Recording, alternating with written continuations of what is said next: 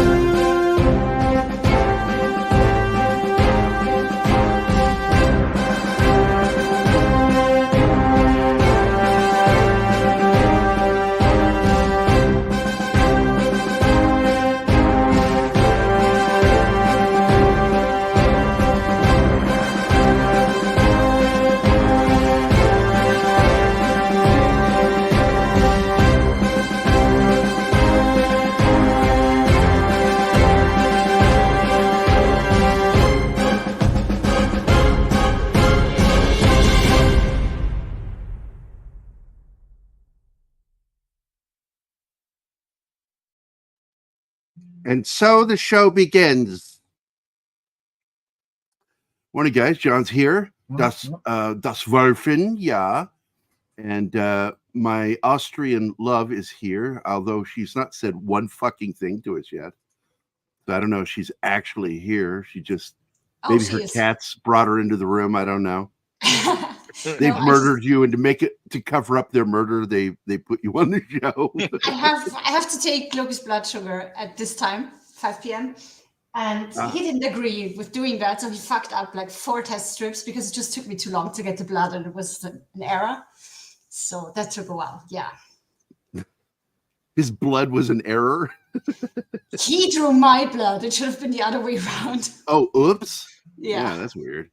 But anyway, Martin's also here running the slideshow today. And we're going to be talking about a little film that Anima saw. She pointed out that the inspirations for Vindicated. So many of them are in this film. And I saw this film when I was 13 years old. And it was the first movie with Tommy Lee Jones in a major role in it. He had played a villain previously, but this was his big break. And he also still has his unibrow. Because you can see it. You can really see it sometimes. Guys, yeah, when we started the movie, Gerry told me he has a unibrow. And then a couple of minutes later, you saw it. And I was like, oh my God, how can an actor look like that? Yeah, it's kind of funny. But, you know, he wasn't sure if he was going to be a character actor or what, but he ended up becoming a leading man. And this movie kind of launched it for him. But like I said, this film really hits on several points from Vindicated. And even though the main character wasn't disabled from the war, this had an impact on me. And oddly, I had just read the book about the famous private detective, the real life private detective, J.J. Arms. And if you've never heard of this guy, you should look him up. He's a fascinating character. He was hired by a lot of people to find kidnapped family members, loved ones. And he was very good at what he did. And he had prosthesis on his hands, and he could shoot a gun. He would even fan it. He would hold the gun and fan it with the other hook. He had lost both his hands. This guy was dangerous. Martial arts, everything. To our audience, we're having trouble with, but we don't. Rumble is having trouble. Oh man, that's yes. No, I love Rumble, man. I know that's going to be the way we eventually go. But they need to get their shit together. There's so many. Either they are down by who knows what mishandling, or they are being again under attack because I can't. Don't put it past anything. Google. I can't watch anything on Rumble. Don't trust Google. They'll go after these guys. Hire people to do it. I'm telling you, man. I mean, after what they've done to us with shadow banning us all the time, They They don't like that animal. I'm pro-military. They don't like the things that some of us say, They our don't like criticism, that we're our cussing. language. Yeah, they're being assholes. Fuck Google. Fuck Google, that's it. No, they don't like And that. I we was are not talking to corporate Script media. Doctor about what they did over the last couple months, and he says, yeah, they completely changed how their ads work, and so it cut our pay almost all the way down to just a little sliver, and from the ads, and it's just they're assholes for doing it. Yep, Well, I'm not a they're fan of also YouTube. cutting the money you're getting from the people who subscribe. Let me see what's going And on. that See is if it'll show up for wrong. me. No, D-Bot can get into Rumble. I just saw that, so I'm going to check see if I can get on can't there. either. It doesn't work for me. It doesn't open. Not loading. Yeah. The fuck's Oh going well. on? Boy, I hope they get it figured out, and I hope because Rumble is, I think, the way a lot of us are going to end up going. We're going to use our YouTube accounts as our secondary accounts.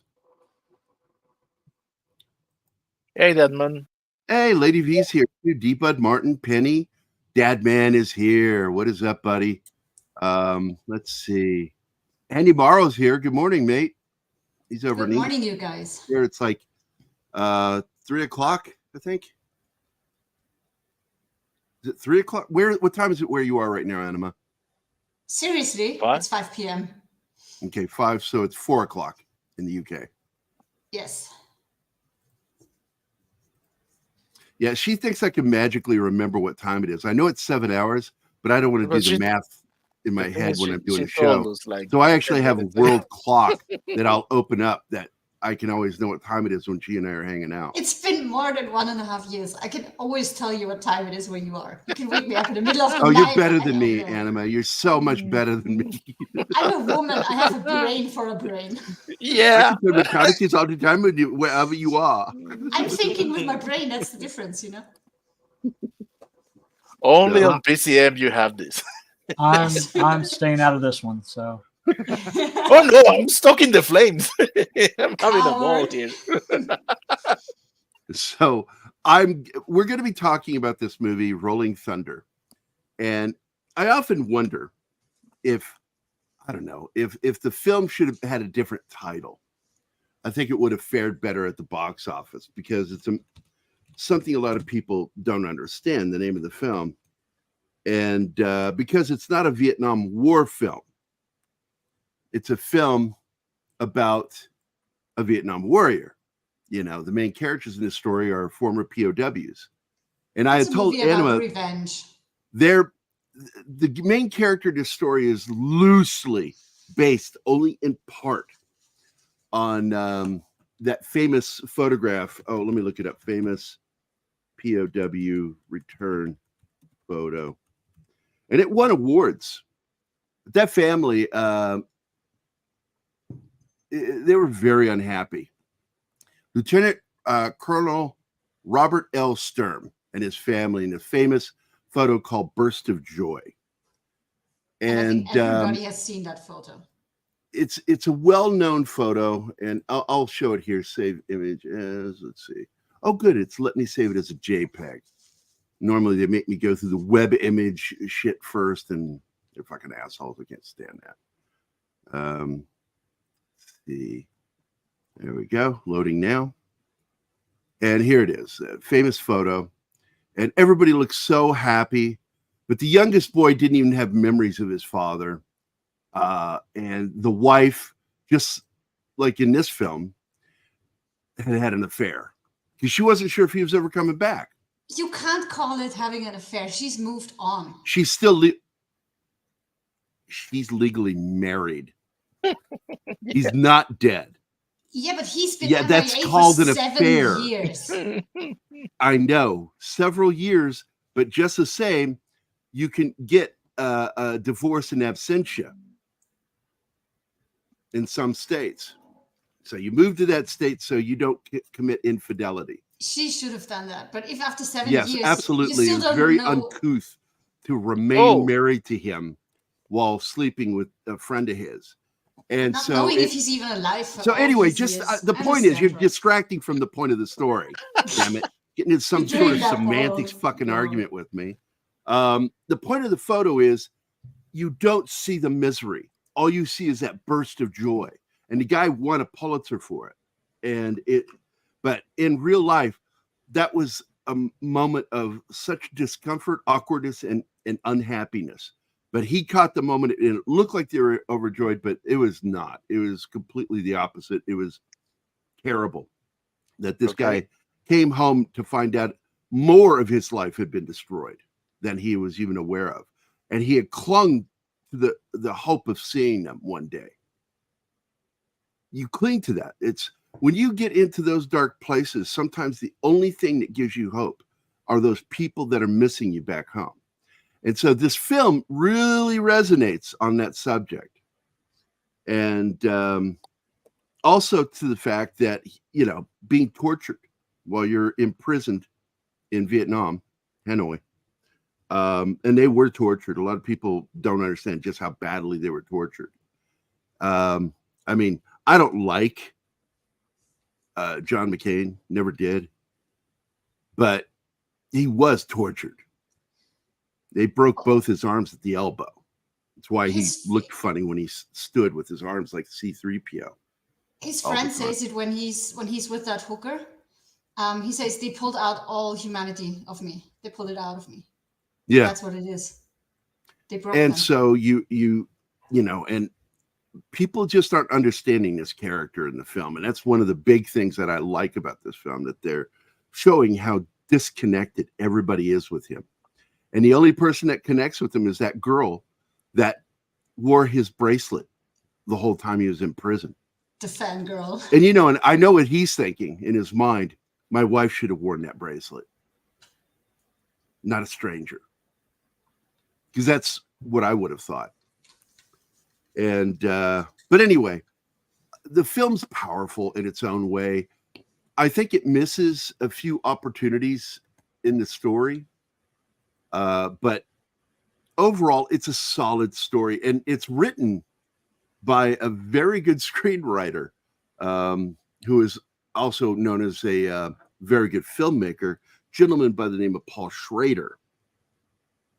He wrote this screenplay based on a story by Haywood Gould, and it's a very, very good story. And I love the way Paul Schrader works. And are you guys aware of who Paul Schrader is? Yeah. Oh. Because he's worked with some of the best: Francis Ford Coppola, Brian De Palma, George Lucas. And he's part of that crew. And Paul Schrader has made a slew of films. Let me go look up just some of his director films. Let's get rid of that one, get rid of writer. Let's get to the director. There we go. Well, where you get to that, I have to please our audience. We are asking for this. By what name are you known? There are some who call me Tim. Tim? Let's see. My God, I love some of it. He directed American Gigolo, which is a very good movie. Much better than the TV series that redid it.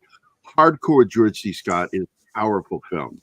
Zach's wanted me to make a video meme, and I was very reluctant to do it. It's the scene where he loses his shit when he sees his daughter in a porno. And he's tearing apart the seat in front of him. He's just so fucking raging over what he's seeing. And but his first real movie was Blue Collar with Richard Pryor. If you ever saw that film, classic movie. Another favorite of mine, Cat People. Nastasia Kinski, John Hurd, and Malcolm McDowell. And let's see, he did the documentary Bob Dylan Tight Connection. Let's see, he did that really weird rock movie with Michael J. Fox called Light of Day back in the 80s. Does anybody remember that weird movie? It's a weird movie. I'm serious. It's a weird movie. Comfort of Strangers was one of his kind of sexy thriller movies that he did. Witch Hunt was actually really good, but I was pissed about that movie. because it was a sequel to the Fred Ward film where he played Detective H.P. Lovecraft. And Cast a Deadly Spell. Cast a Deadly Spell, great fucking movie. Witch Hunt was the sequel, and they recast the detective with a great actor, but he's not Fred Ward. And it's Dennis Hopper. But he directed that film. Just a really good film. Affliction, another great film. Nick Nolte. He added, this is a murder mystery in this town, and he's beginning to suspect everybody, Nick Nolte is. But the problem is, the reason why is he's in the middle of a custody battle. And the movie came out while I was in the middle of my own custody battle. So I really identified with this film. And he's got an abscessed tooth. And it's just killing him, and he can't get to the doctor. And finally, it comes to a point in the film where he just goes into the kitchen of his dad's house and grabs a pair of pliers and pulls the tooth out himself over the sink. That was, oh my God. He did the movie Autofocus. Anybody see that movie? I know that, I just haven't seen it. Autofocus was another one of the books adapted into a film by the guy who did Fight Club. He did the Dominion prequel to The Exorcist, which was okay, not great. I had a problem with that one. Adam Resurrected with Jeff Goldblum. It was a good film. Let's see. I didn't like these films. Didn't like that film. Didn't like that film. Didn't like that film. He did a few films with Nick Cage. And I didn't think they were very good. Dying Light of Day was one. Dog Eat Dog. And he did The Dark with Nick Cage. The most recent film he did was last year was Master Gardener, which was, I think, a sequel to The Card Counter. And both those were very good films. So, but that's the guy who wrote this screenplay. Hardcore is a tough watch. Yes, it is. Probably my favorite, George C. Scott. I have others that are my favorites, but it is in my top 10 list of favorite George C. Scott films. Absolutely. And it's so intense and it's rough to watch because you're watching the deconstruction of a father discovering what's happened to his daughter. His Midwest family, little daughter, goes off to Cali. And they kind of touch on this subject too in the movie Hardcore. And I didn't like that movie. And people are like, why didn't you like that movie? Nick Cage at his best and Joaquin Phoenix and blah, blah, blah, blah, blah. And I said, your film is only as good as its ending. And he walks into a room where his only bargaining chip is that 8mm film. And he has it with him. Removing any bargaining he has. All they got to do is put a bullet in his head and take it from him. It's stupid. It's bad writing. Hey, Don's here. Yes. Better than Masturbator Bay. Oh, man. You want to join us for this, man? I don't know if you'd seen this movie, Don. Oh, I'd love for him to come on again. Yeah. It's always fun when he's here. Oh, yeah. Not when I'm here. Well, we'll love more Dawn than you, so. Well, we just tolerate you, Gary. That's all it is. I know. Well, the difference is Dawn is actually cool. So. Long story. Lost her custody battle to her son's father. He must have used her past issues against her. It happens, man. It's an ugly battle. I didn't do anything. I just told the truth about who I am and what I wanted to do for my kid. And I got sole custody. Yeah. Well, recidivism is the thing the judge takes into account. No matter how much she straightened her life out, it really does weigh heavy with a judge if somebody's a boozer.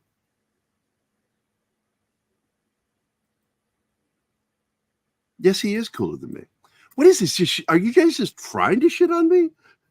You're saying things that I'm in agreement with. You're not insulting me. No, we just want Dawn back. Yes, we do. We need our drill sergeant. Let's see. Did you send an invite to him? Oh, Oh, maybe that in the- would work. Oh, he's in the He's in at groups. least one of the groups, yeah. Yeah, but send one to him directly. I'm on it. There we go. You know what I did. Martini's still sending me an invite. I have access to the shows, and Oh, I'm my in nose. all the groups. I'm using it It's so just funny. like a calling. That's okay. He still sends me invites. And It's so funny.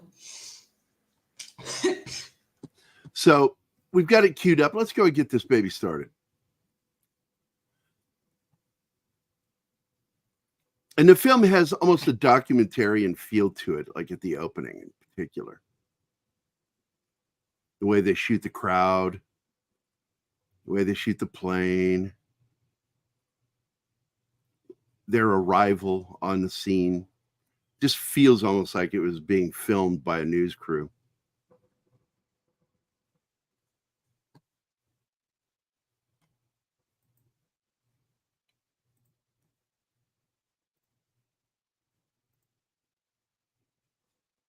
Oh, Now, Linda Haynes plays the girl. Dabney Coleman's in this thing, a small part. And by the way, one of the villains you'll recognize as the sheriff from Dukes of Hazzard.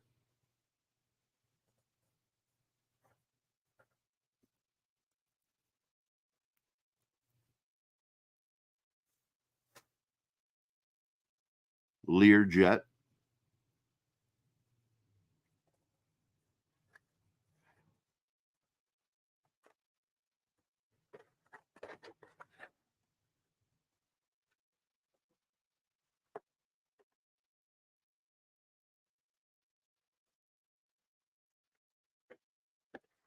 So we meet our two main characters.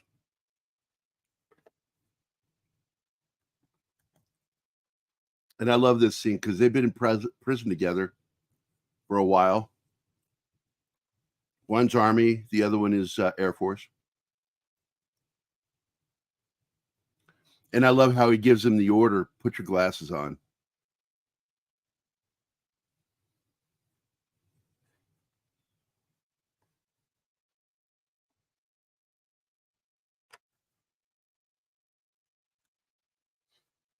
There he is. Don's here. Hey, Hey, Don. Hey, Don. I just got one question. What's that? How's Das Wolfen's beard? Oh, he gave that up. I'm assuming his girlfriend told him to do it. Oh, no. It was for job hunting purposes. Oh, Ah, yeah, I saw the movie, Gary. what do you think of it? Well, I'll tell you, I was pretty cool with it right up until the sink disposal grinder scene. That kind of freaked me out. It freaked Anima out too. I think we're all afraid of garbage disposals.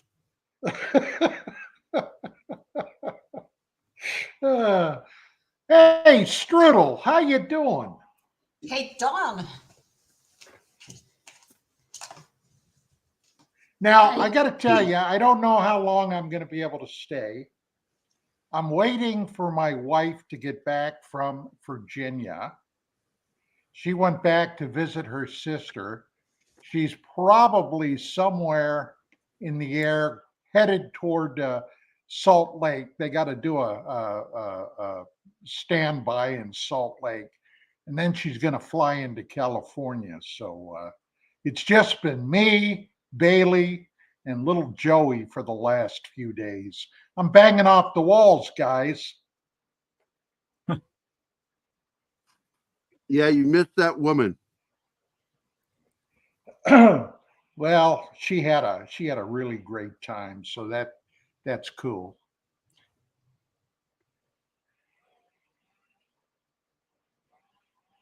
Oh, I sent you the link for this evening's show. Oh, excellent.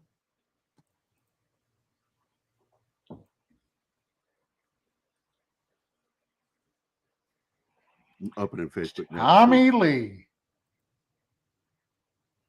There's Tommy Lee with his unibrow. This is before he started shaving it or had it removed. How can you go in front of a camera with a monster like that on your face? I don't get it. I guess he didn't own a mirror back then. Well, his boyfriend liked it, I think. Oh my God.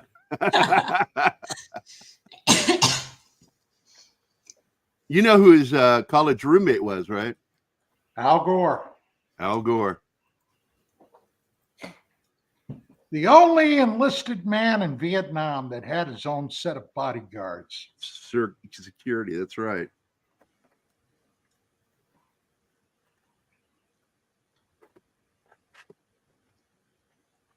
Oh, by the way, Gary, Yeah. I didn't have any bodyguards, just me. You didn't have anybody what? I didn't have any bodyguards. Oh, just I me. bet.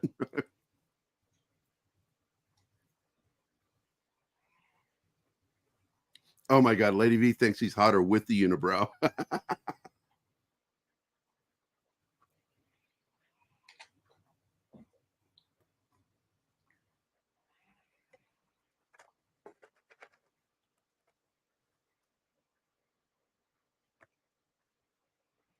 Back in the 80s, when he was just kind of really starting to become a star, Tommy Lee starred in this murder mystery movie where he plays a priest called Broken Vows. It's really good.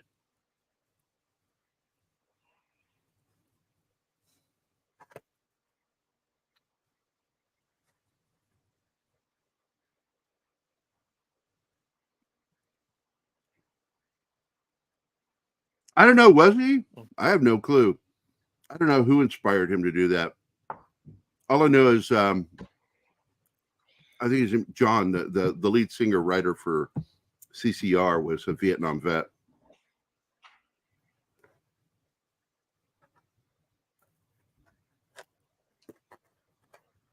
A lot of people don't know that Jimi Hendrix served too. He was Army Airborne.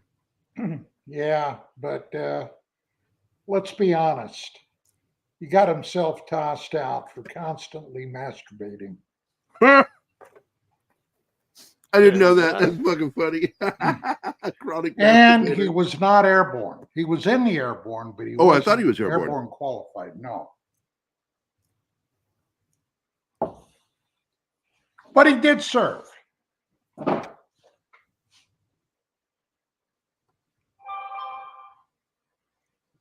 By the way, hello, Don. Hey, Martin.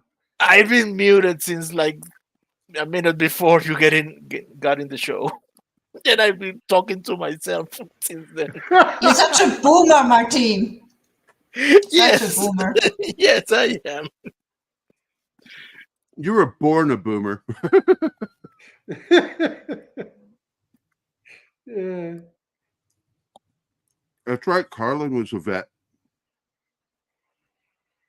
You sound like George Charlie Carlin? Brown's teacher. What, George Carlin? Yeah, George Carlin was a vet. Air Force. I guess that's kind of a vet. Kind of.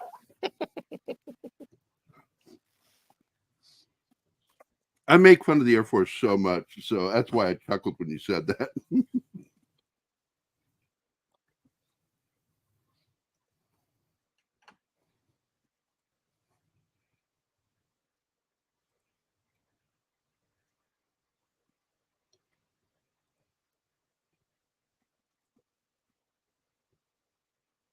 Oh man.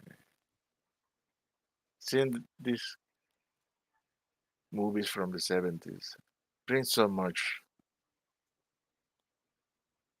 memories. The mobiliary, the decorations. Back The when big we were heavy cars still with young. shitty paint jobs. Okay. The Yeah. big heavy cars with shitty paint jobs. Yeah. Oh, but it was in the 70s or the 80s when the Ford LTD Landau came into market. And everybody loves that car.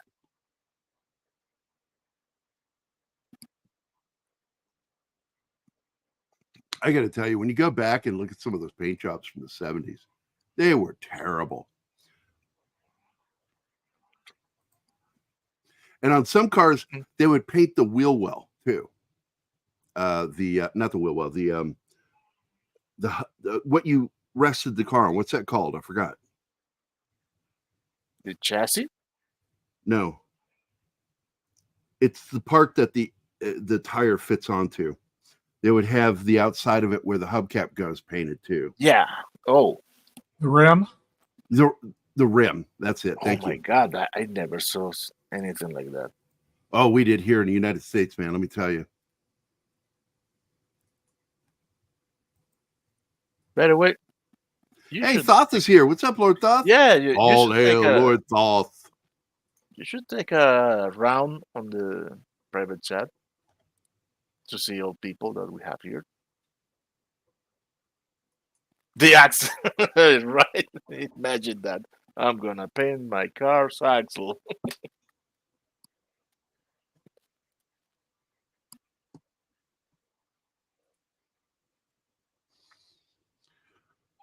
So his first night back home is a nightmare because she just out and out tells him she had an affair while he's gone because she didn't know if he was coming back and all that shit. And the scenes with his son are so awkward because the kid doesn't have any He's never memory known of him. the He's a dad. baby. Yeah, but he's trying to be a good son, and the dad doesn't know how to treat his kid because he's seen him as a baby. It's so awkward between those two. They are trying, but it's just weird.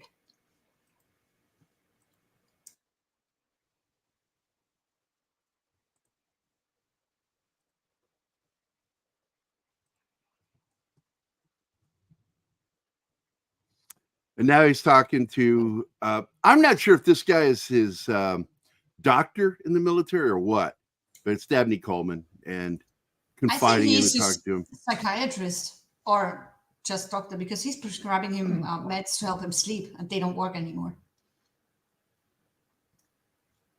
So it's either the doctor or the therapist. Hey, I And have a question. I'm going to pause it for a second, Don. Here you go. This is my favorite poking fun at the Air Force meme. Oh my God.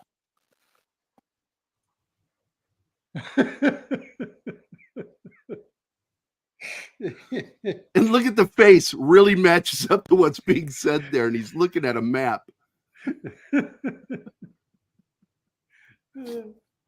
I showed that to my son when he was in the Air Force, and he just laughed. But they know how to do it now because there have been so much more boots on the ground in the Middle East that they had to learn how to do an 8-digit or a 10-digit grid coordinate too. You got to do that in order to call in fire missions, air support, shit like that. They were just sick of being made fun of. You also need to know. You Yes. also need to know how to shoot. You also need to know how to shoot a back azimuth. Forward Right, Don? air controllers know how to read a grid coordinate. That's right. As an Air Force vet, I take offense, but it's the truth. Well, I told you guys before, and I'll share it again. When I got to California, and my unit was a reserve unit, and their post was on an Air Force base. It was McClellan Air Force Base in Sacramento. And I met my sergeants, Eugene Tevez and Tom Parker, and they took me to lunch for chow. And they took me to the post chow station, the chow hall. And it was like dark mahogany wood inside, low lighting with fake electric candles lighting the room. And it was really bizarre. And it looked like a steakhouse. And I started thinking, oh my God, this is the officers club or something. And you guys are pranking me. I just thought, oh, I'm the new guy. Because I've been pranked so many times as the new guy. And I'm like, I'm prepared for it. And all of a sudden, these guys come walking in and say hi to the sergeants. And these guys are in civilian uniforms with hair over their ears and mustaches out to here like Magnum. And I'm like, who are those guys? I'm thinking CIA or something. And they're like, oh, no, they're Air Force. And I went, what the did I sign up in the wrong branch? I mean, they make me wear a Histler mustache, you know, because you can only grow it out to the corners of your mouth, you know, in the Army. And you got to have your hair cut, trimmed over your ears all times. High and tight is the way to go in the Army. And these guys come walking with civilian haircuts, civilian clothes, and civilian mustaches. And that's when I came up with the joke, you know, and it's like in the Army, we get made fun of by being called doughboys, grunts, soldier, dogs, Marine Corps, devil dogs, leathernecks, jarheads, gyrenes. Navy get called squids, swabbies, and the Air Force get called civilians in uniform. Yeah, True but story. we kicked Navy's ass this past Sunday. Or Yes, Saturday. that was awesome news yesterday. I was glad when you sent that to me. I was like, yes. I didn't get to watch the game, but I got not a play-by-play, but a score-by-score from Don. Kicked their asses. By the way, when I was 16, Don, I made the cover of the Washington Post with my football team because we attended the Army-Navy game. And we were sitting on the Army side, sitting on the Navy side cheering for Army. So they took a photo of us standing up. Nobody else was up, just my football team from my high school. We're all like cheering. Hey, we have Ariel in the house. Ariel Ballet is here. Hey, what's up? Hi, I hope you're feeling better, Ariel.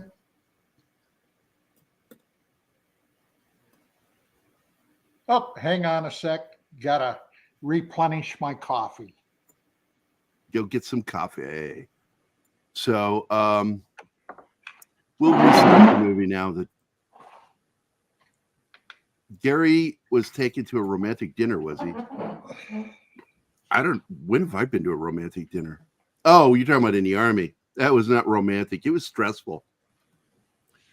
I just thought for sure they were fucking with me, my sergeants.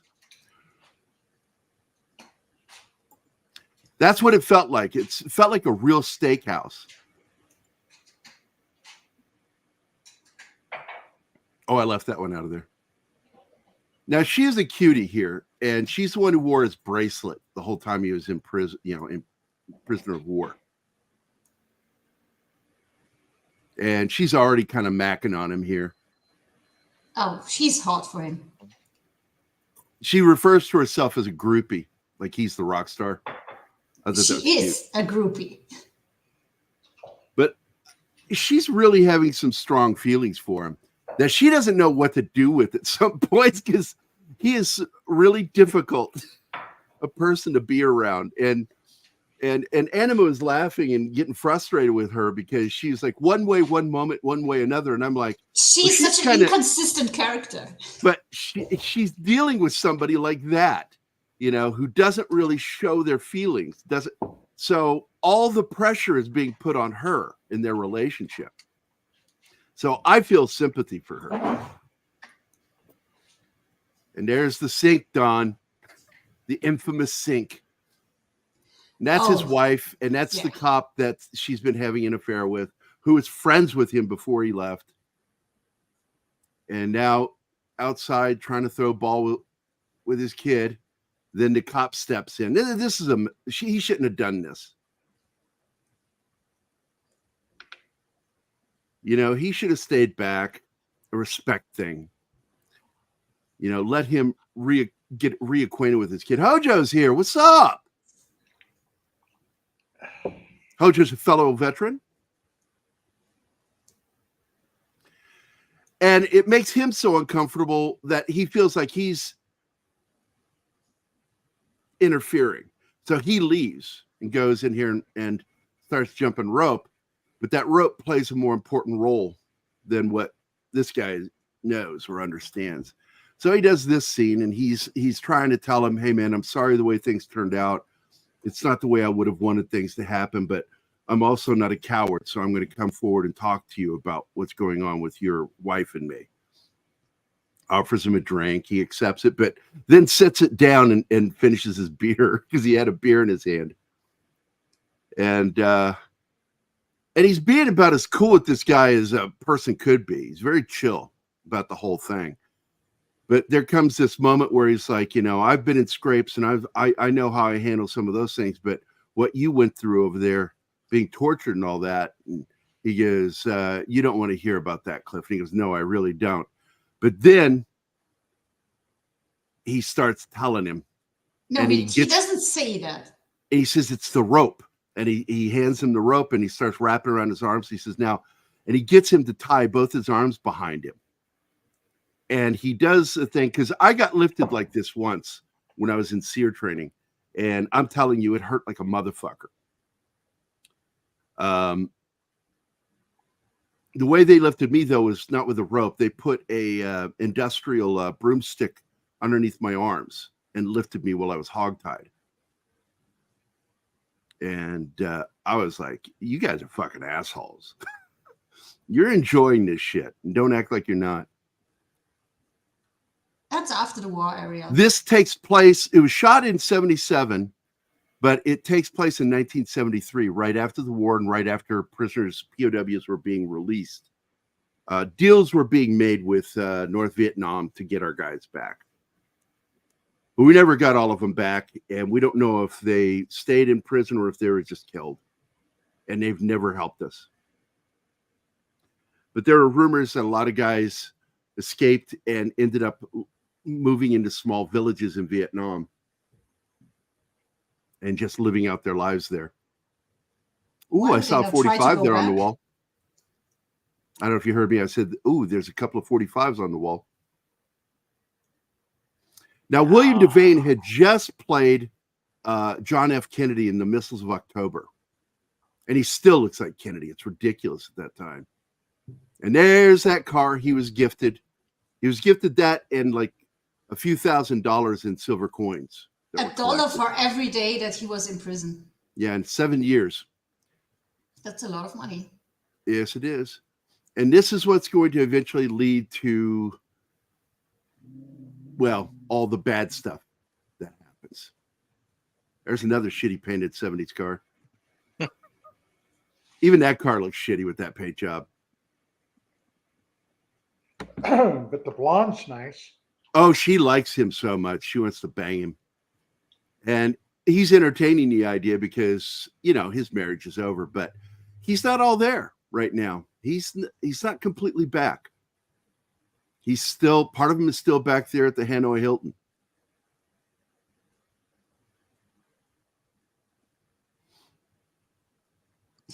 Bush says no bra. There's nothing to put into a bra. Why would you wear one? She's pretty tiny. She's an A cup. That's half an A.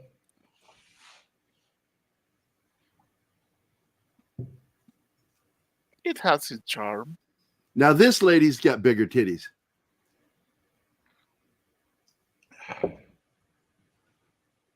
And there's no shortage of titties in this movie. In fact, at one point, sexist. God, he looks like Kennedy there. Look at him.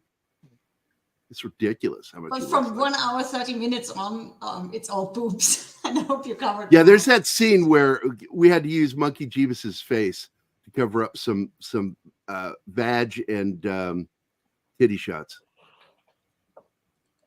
Oh, we have Bridge. Bridge Huh? by Bush. Go for it. Look at those major league yabos right there. Okay, here we go. Cowboy, check around and see if there's a back door. Yeah. She's gorgeous. She was in a lot of other movies too. She was in Brubaker with Robert. What's his name? Redford. Redford. Thank you. Look what Hoyo says. Lowercase A cup. If I didn't tell you, Don, because you might have been gone when I said it, Hojo is also a veteran.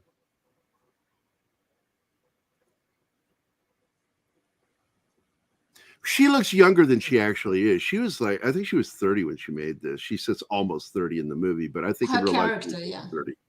She's over 30 when she played this part, but she's got that young girl look to her. Yeah, I'm right there with you, Bush. I've always been a big fan. What we always said, guys like us would say, if it more than my hand can hold, it's too much. Indeed. No, no, no. If it's more than my mouth can hold. Oh! I did not need to hear that, Don. I really didn't. Look at John trying to not hear the things. Don't hear anything. John is checked out. Yeah, but your girlfriend's listening, so. I hope she doesn't judge him based on us.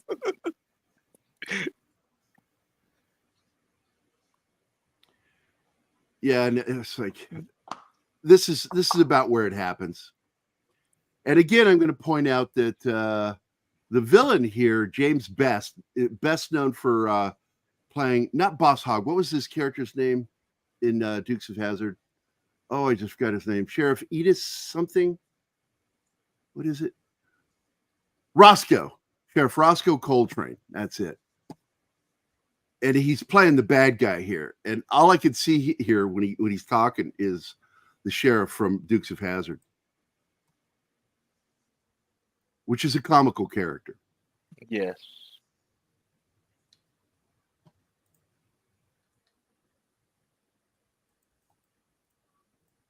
And by the way, we lost Linda Haynes this year. She died this year. The blonde chick. How old was she? Well, let's see what year she was born. She was born in 1947. So she was just a year younger than Tommy Lee Jones in this movie.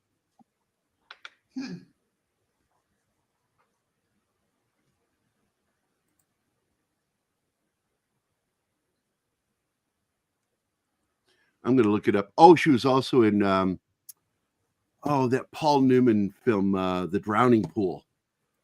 Good film. She died at Summerville, South Carolina at the age of 75. Natural causes.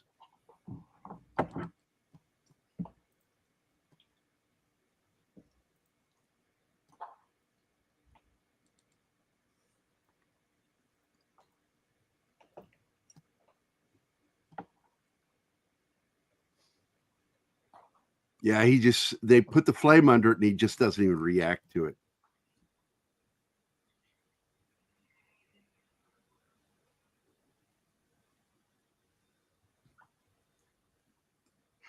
No, they have no idea what he's been through, but they're getting an idea because nothing works. They're fucking him up and he's just not talking.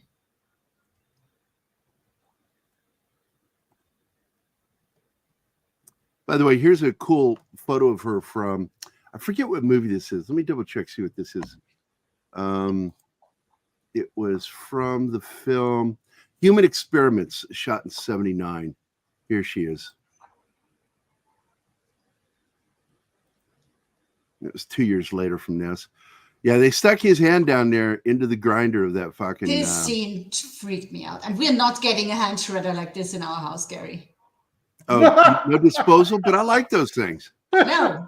I know better than to stick my hand in. Fuck Nah, no, I don't- we're not having don't- one of those. Why do people use that shit, man? I don't get it. I don't know. That's a disgrace. It's just waiting to happen. No. Just put the scrapes off I've your been plates using and them for out of the 50 pots years. into the Never had garbage. an incident, not even close. I don't want one. You got to be half an idiot to get hurt by those things. That's hello. We are idiots.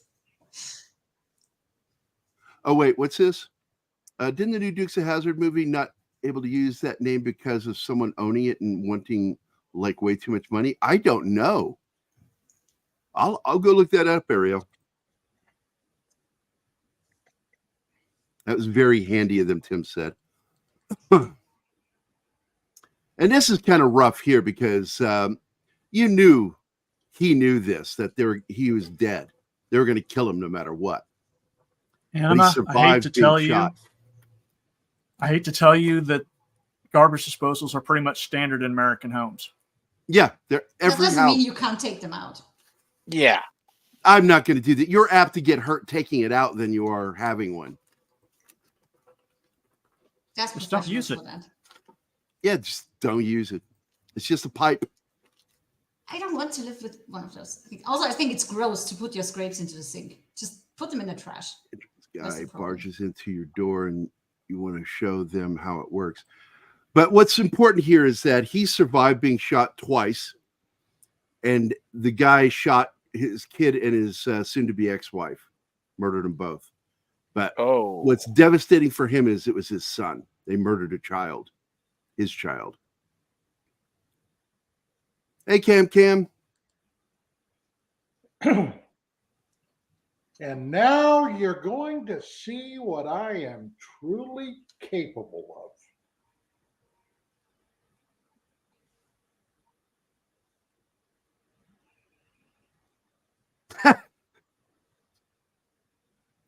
Yeah, I'm not surprised you run into that every once in a while there, Bush.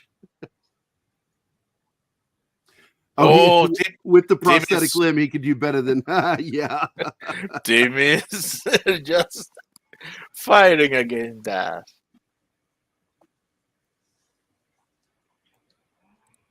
Oh, I'm sorry. No, I was just wanting to see what it is. What he said. Oh, there's another one. Joe's here. Not here, but he's in the chat.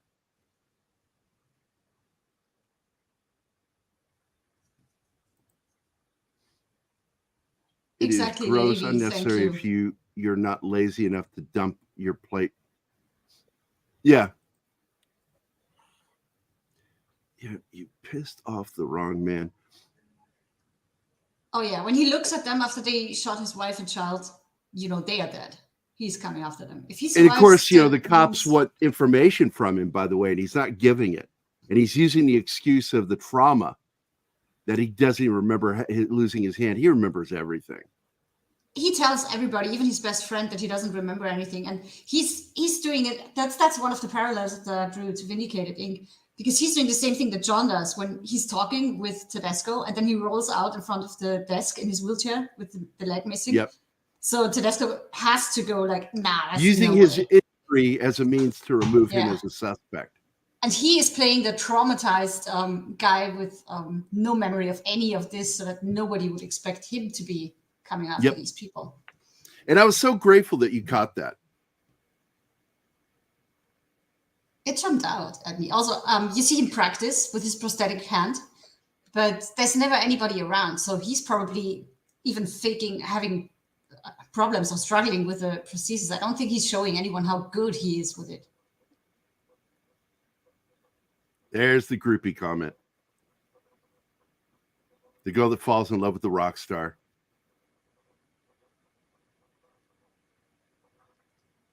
He's so surprised when she shows up in the hospital because he's like, well, I'm really fucked up now. You still here?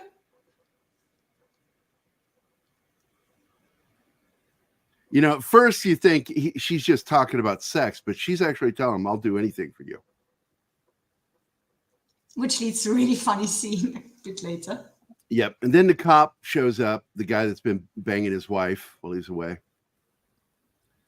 Can't remember. I don't even remember losing my hand.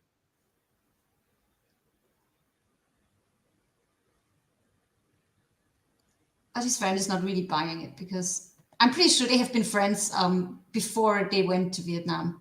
And then they ended up in the same camp, and it made them even closer. So his friend is suspicious. The only time I've ever used disposals when other people have put dishes in the sink without cleaning them off. I always dump my shit into a trash. And the way you do it is you've got to run water through it and you let it go for a little bit. And I always would get those little tablets that clean the disposals. Zoe was one of those kids. She was so lazy as a kid. She got me so angry. I'm like, dump your fucking food into the trash. And then she would just she wouldn't even rinse off the dishes. She would start stacking dishes in the dishwasher with food on them. Oh, that's gross. And I'm like, what is wrong with you?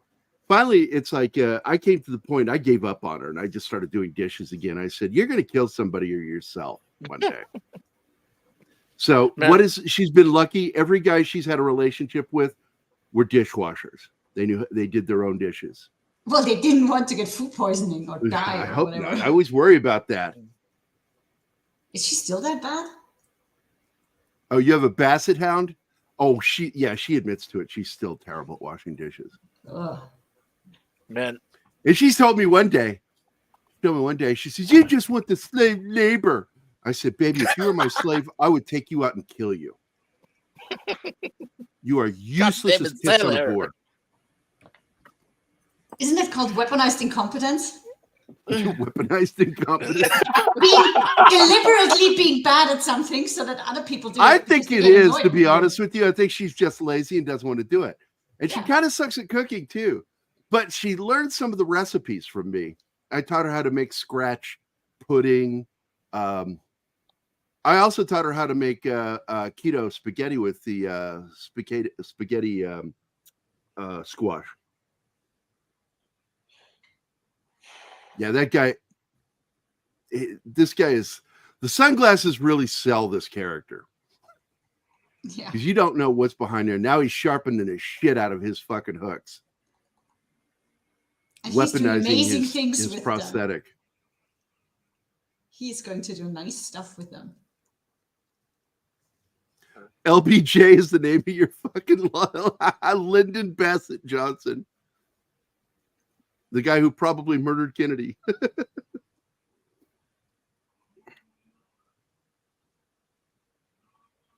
Oh, I am in the receiving end of weaponized incompetence from my daughters all the time.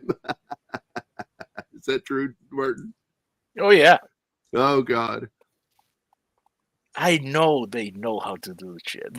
I know. Her food they is getting very away rare. with it. Man, Yes, you don't- definitely with Congress, all politicians. I think about 1% of all politicians are worth their weight. The rest are just crap. They get elected and they're there to boost their own fucking lives. There, and there, there. careers. That's the funny scene. Do you want me to just drop everything and follow you? And then she he does. just- he Oh, turns it's around, great. leaves, and she drops the tray she's holding. And leaves with tells her- him. She tells her boss Wednesdays are lazy anyways. Because she's like, "Well, I get off at 9. Come pick me up at 9." He says, "I'm going now." "You just want me to drop everything?" And he just shrugs and turns around and walks away from her. She just drops the tray. I love that scene. She thinks she's going off to be romanced, and she has no idea this guy has murderous intent for certain people. Well, she finds out pretty soon. Yeah, she gets angry as fuck, but she can't just leave him. She's fallen for it. Well, I mean, if your partner cannot understand your burning desire to exact retribution, you shouldn't be with that person. That's my problem with that character. One time she's that badass wanting to do everything for him, and the next moment she freaks out. And by the way, That was weird. Tim, there's an actual name for that. It's called stumping. I shit you not. That is considered an actual one of those forms of fetish. It's a fetish. They talk about it in that movie Crash that Cronenberg made, not the drug-related one.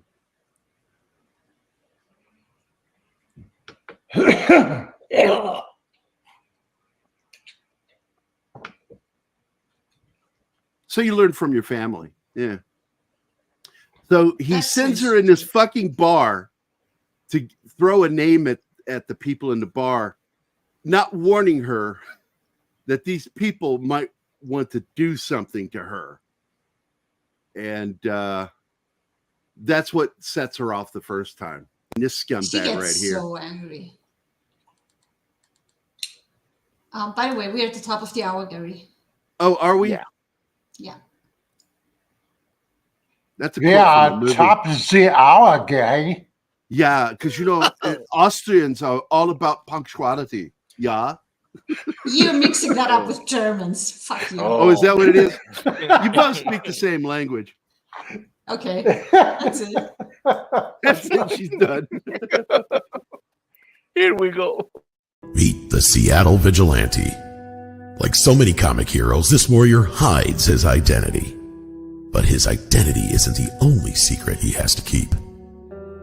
After grievous wounds received during combat, Tier 1 operator John Russell begins to recover and comes to terms with his new reality of being an amputee. And as he learns how to use his new prosthetic limb, he finds himself caught up in the bureaucratic red tape that too many wounded veterans experience, the exhausting medboard process. Out of sheer frustration, John takes it out on the criminal scum of the city. But when reality kicks in, John realizes he started something that's having an impact on the greater world around him, and thus has to reevaluate his motives. And moreover, just how far is John willing to go to finish this war he's declared against the criminals in Seattle? And will he even survive? From the creator of IDW's award-winning graphic novel Code Word Geronimo comes a new story about a different kind of warrior, Vindicated, Inc., the first of its kind disabled veteran action hero comic. The Vindicated, Inc. graphic novel crowdfunding campaign on fundmycomic.com is provided in the description of this video. We hope you become a contributor. Please share this link. Thank you. Strong. I'm gonna go check the back door. Back door. And that was because somebody just came into the room doing a backdoor reference. Kitty Bear. Kitty Bear said that he had nothing better to do than to go watch Backdoor Gerry. So there you go. Awesome. Let's get the show started again. There we go. So she's getting ready to be in a little bit of trouble here, but don't worry. He's going to be coming through the door pretty quickly. Well, I only learned about it, by the way, Lady V, because the movie Crash that Cronenberg did, and I'm like, what? I was so disturbed by that fucking movie. His fascination with doing body horror, and because he talks about everything from dysmorphia to in that one, it deals with people who are. And Don, I don't know if you're interested in that story or not, but people who are sexually aroused by amputated limbs. I'm not. You're not. But Vicky might be. What time does she get home today, by the way? I don't know. Oh, I hope soon. I know you've been missing her. Probably sometime this afternoon. And it'll not be too soon.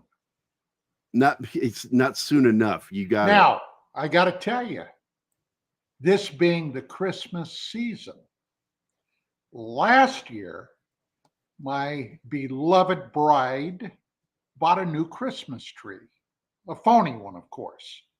It was a Chinese monstrosity, and I made fun of it. You told me about this. Yeah. I remember that one. It was great. It was so ugly. This year, she found the top to our old artificial tree. It's about 2.5 feet tall. That's what we got up. So I'm going to have a before and after photo before it's all said and done. You'll laugh your butt off.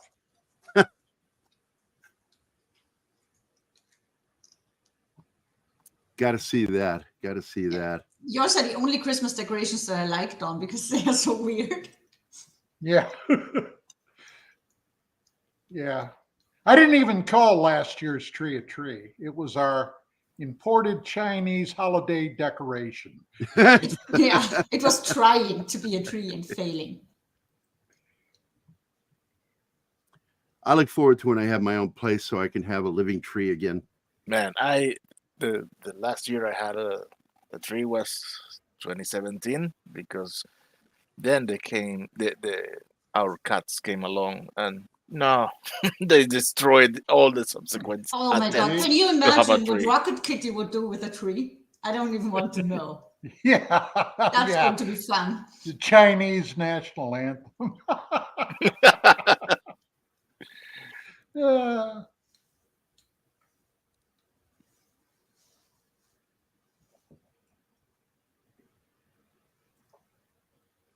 I'm sorry. You reminded me I needed to go look at something I needed to get for my daughter for Christmas that she asked for. well, tell her to learn how to start doing dishes and you'll consider it. I gave up on that a long time ago, dude. I just flat out told her, I said, you better fix this problem you got, or you're going to kill somebody or yourself. And she's just simply found men that are better at dishwashing than her. So there you go. Well, speaking of, I got to do some before the old lady gets home. Yeah, better clean up the place, Don. Yep.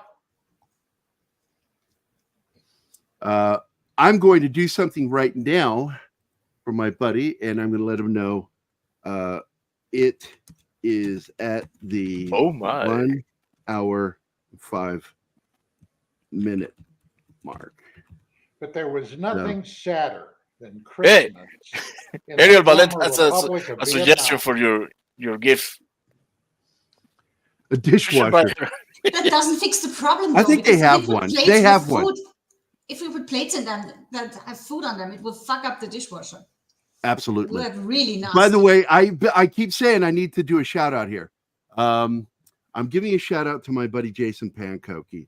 He was my editor for years at the Octopus magazine. It was the #1 alternative news magazine in Illinois. I was one of their critics. I got hired as an artist, but the editor-in-chief caught me at a party drunk one night, and I was doing impressions and making fun of movies and scenes in movies. And he's like, little Chinese guy, Paul Young. He's still a friend of mine. And he's like, you need to write for us. I like the jokes you make. That's what I started doing. I became a journalist in 1995 because this guy liked my humor. And that's what I was. I was a humorist. And I would just make fun of things and write my reviews for movies.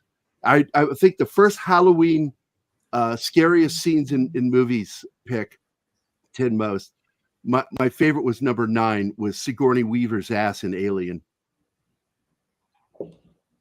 If you've ever seen Alien, you know she shows her ass, right? Yeah. It's flat as fuck. She has nothing. I've been forced to watch scenes from that movie.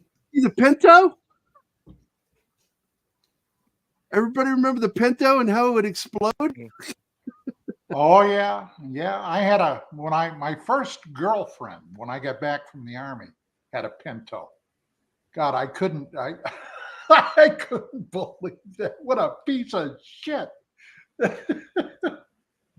Oh, Ariel Valet.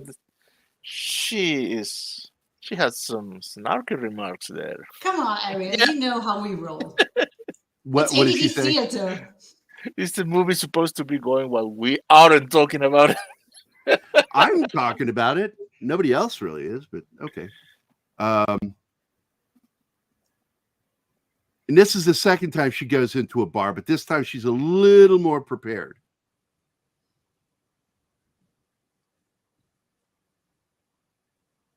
And they're definitely sizing her up again.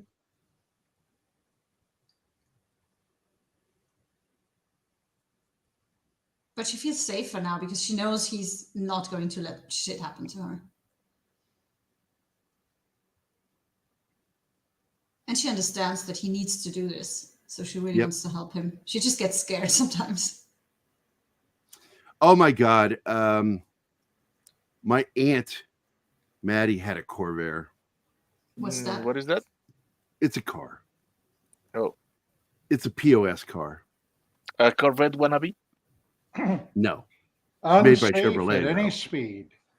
Do you remember that book? What's that? Unsafe at any speed. Unsafe at any speed. Oh my God. Yep. That was Ralph Nader, wasn't it? Yep. Yep. Ralph Nader and his Nader Raiders. Yeah, he wasn't expecting the bad guy to show up. So he's not armed and he gets his ass handed to him here, but he gets out. He throws as good as he gets. and gets out. That's the most important thing. And the way he gets out is fucking clever. When the bad guy comes up to him to fuck him up, he hooks him in his nutsack and his taint. You still throwing those F-bombs, Gerry. And there he goes. Yeah, I don't work for KGRA anymore, so I'm going to cuss. So yeah, he fucking hooks him right in the nutsack and taint. And he's like, let him go. And he dug it in there pretty deep. Yes, that was satisfying to watch. So she's driving now, and he's getting irritated because she's bitching at him. And he veers the car off the road, coming to a stop, and he goes, "You're driving too slow."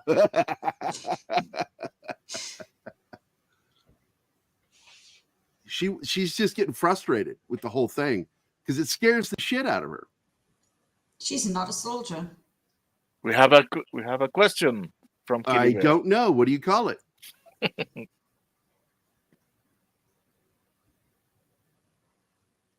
We're all waiting. Hey. Yeah. Oh, he's building up the tension. Don't do that to us, Gerry. Oh my god. Gang bang. Oh, a gangbang. Okay. That's good.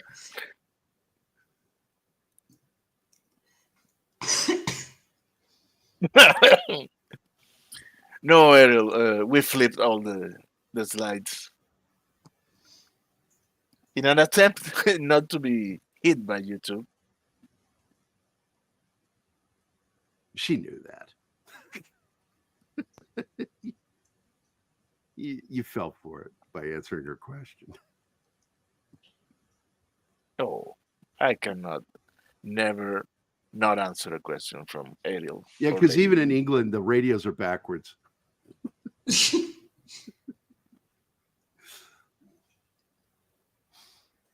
Oh, by the way, Don, here's another one for you.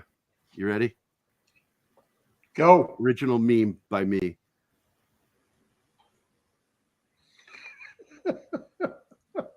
I said that to my first sergeant. I pointed, and then he looked to the left where I was pointing, and then he shot a dirty look back at me, and I said, "It's not my fault. I didn't make you look." Oh, I got to tell you a quick little story. Okay. So last week on UAP Crossfire, okay,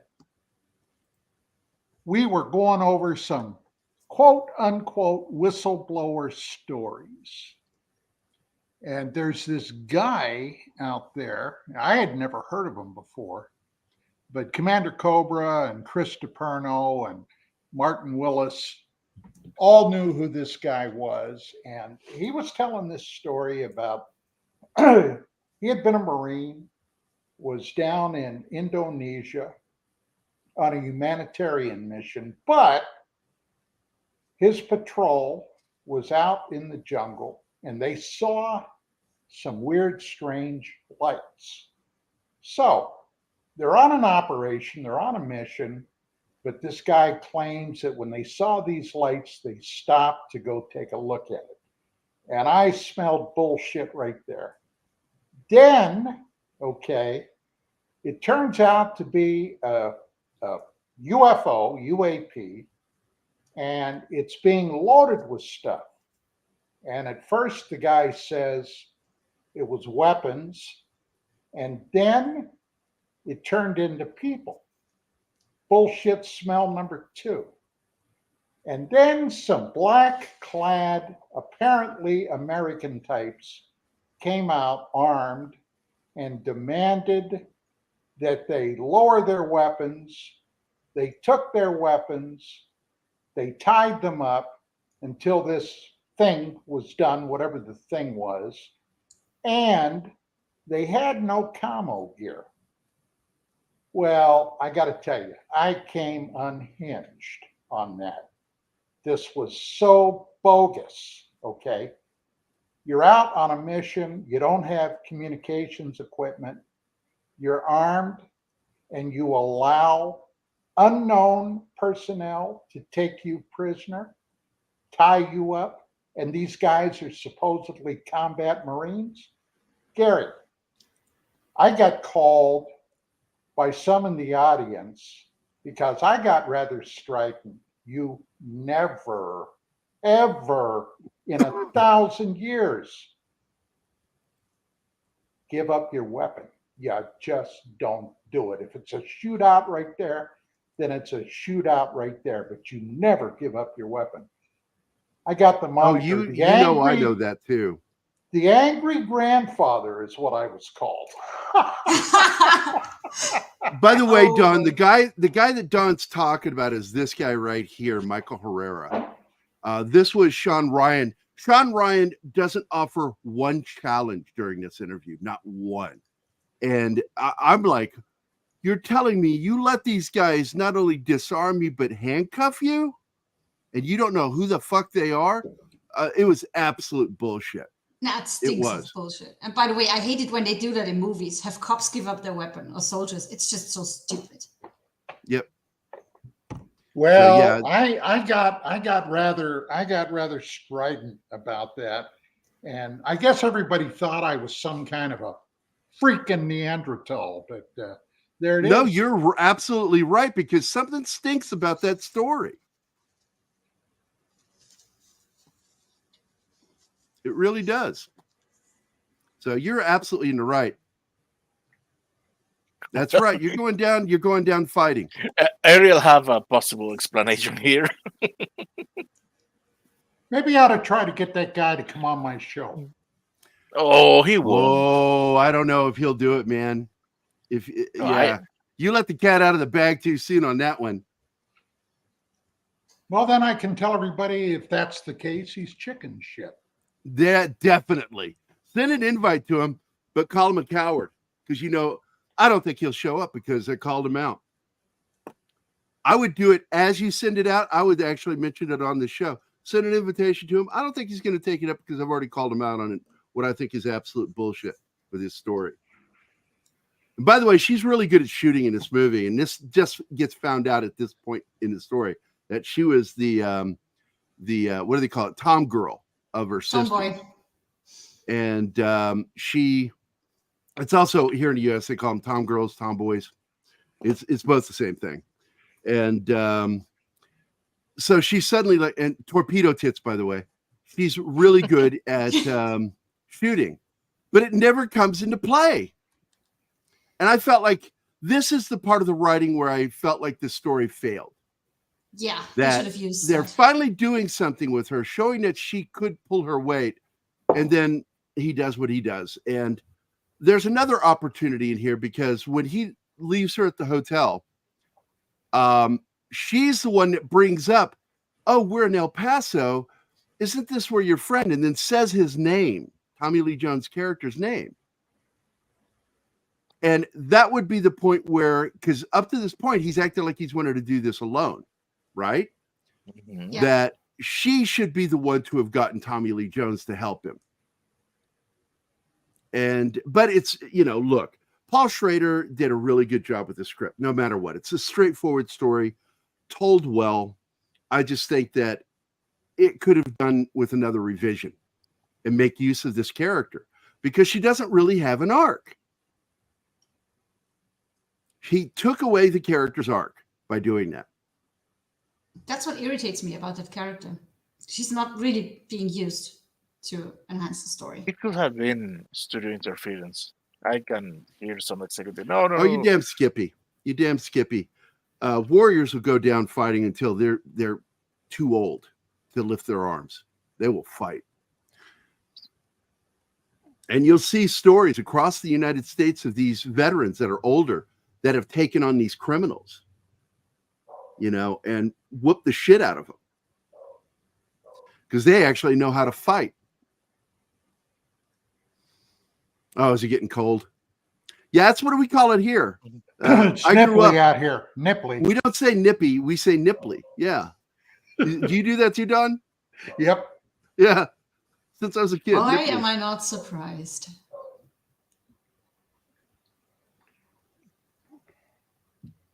Hey, Steven's here. What's up, buddy? You should watch the film. It's a very good film. Even after watching the slideshow, dude, you'll get so much more out of this film. Paul Schrader did a fantastic job. writing this.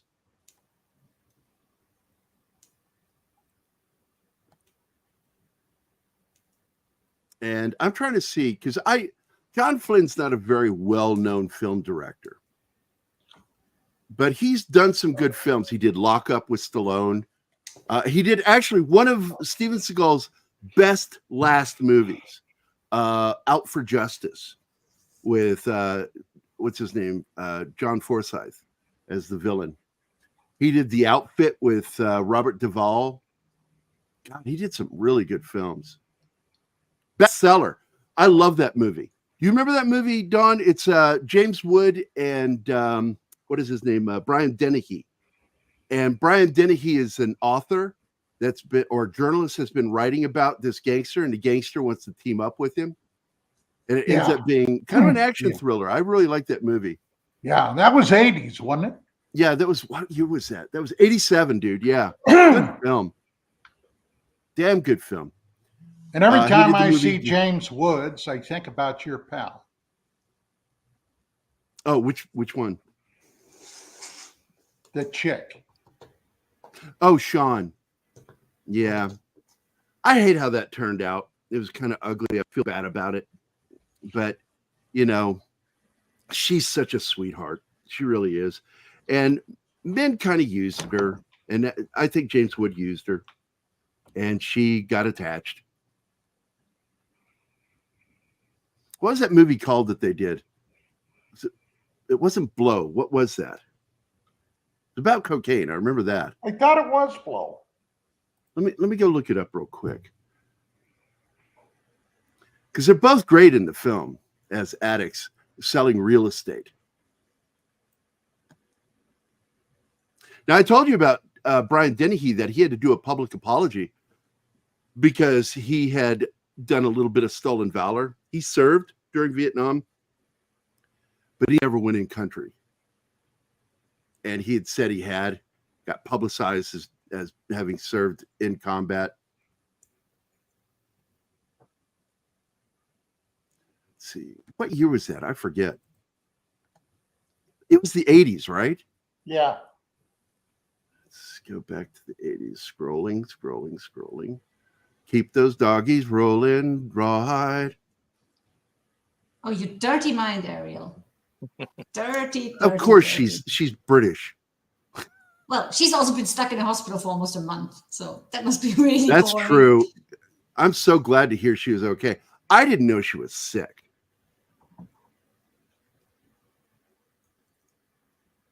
Well, she told us, I think, last week in one of the shows in That chat. she had just gotten out. Yeah. And I'm like, you were in the hospital? What? No, I think she still is in. She's still. Oh my God. I hope Because she they're gets out. not done testing and shit. There's the onion field. I'm looking for it. God, he was good in Against All Odds, James Wood. She got an Oscar for that. His Well, I gotta tell you, segment. his favorite role for me was Vampires. Yeah, you like that movie. Oh, The Boost was the movie with Sean Young. okay. Came out in 1988. They're a pair of real estate agents who get hooked on cocaine. It's a tough film. Oh, he's really good in Salvador, too. God damn, I love that one. But one of my favorite things he did, he's only in part of the film, is the movie Cat's Eye, Stephen King's Cat's Eye. And he does the characters trying to quit smoking. And the mob runs this place, the mafia runs this clinic. And basically, they torment you if they catch you cheating on smoking. And they'll start cutting off body parts. That's a crazy fucking movie right there. Cat's Eye. So it looks like they finally did it, but he's still, look at him. He's ice cold, man. He's not there. He has no feelings anymore. And it's him who said the line that they pulled out everything human when they tortured him.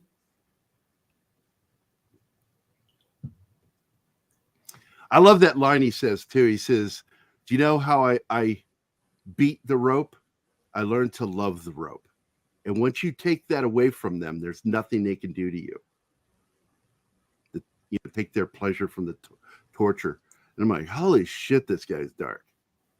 Yeah. Really fucking dark. But that's how he survived. And I don't know if Paul Schrader talked to somebody or what, but I think he did a fantastic job representing veterans. But there is a big fuck up in this movie, Dawn. And you know who caught it? Lay it on me. Anima caught it.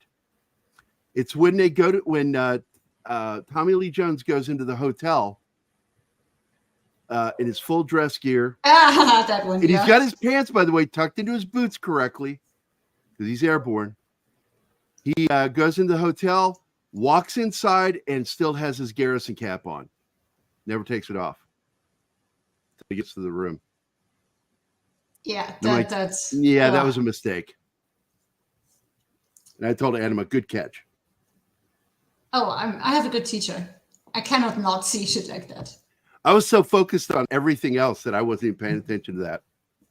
It just jumps out on me. Like trigger fingers. And this is what it used to look like. That border bridge.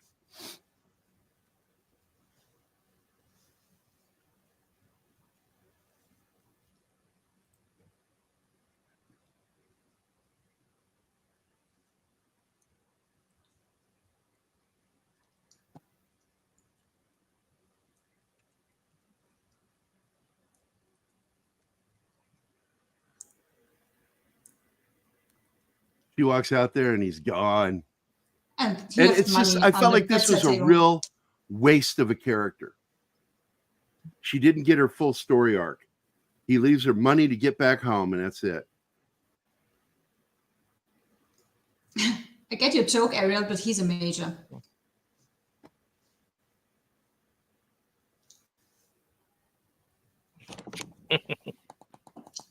Yeah, his character is Major Charles Rain. Because he's going to rain down on people. Yeah, where's Keith when you need him? And by the way, here's another one for you, Dawn. Are you ready? I'm ready.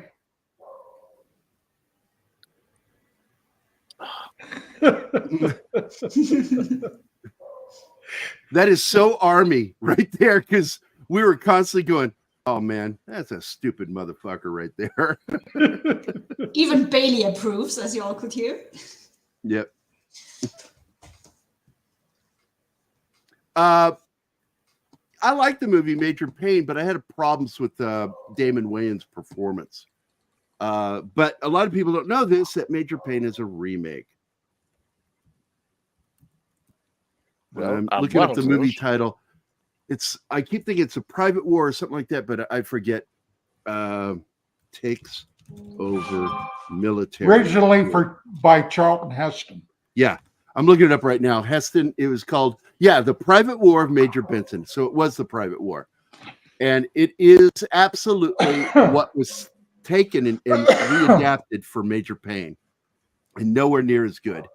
The original film had heart to it. It had a love story of this man learning to be human around children and falling in love with a woman at the school. And I really am a big fan of it. It's a Catholic boys military academy. And that is just an absolute favorite little Heston film that nobody knows. What is the name of the movie again? The Private War of Major Benson.